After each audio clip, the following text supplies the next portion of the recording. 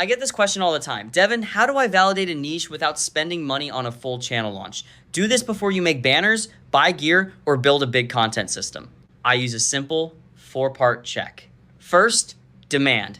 Write 20 video ideas in that niche. Not vague topics, actual titles someone might click. If getting to 20 feels hard, the niche is probably too narrow, too fuzzy, or too dependent on one trend. Second, repeatability. Look at your best 5 ideas and ask, can I realistically make these every week with my current time, skill, and resources? If the niche only works with expensive production, it's not validated for you. Third, click clarity. Mock up 3 title and thumbnail pairs and show them to a few people who fit the audience. Ask, which one would you click and what do you think the video is about? If they're confused, your niche positioning is weak. Fourth, pilot content. Make 3 low-effort test videos or shorts before the full launch.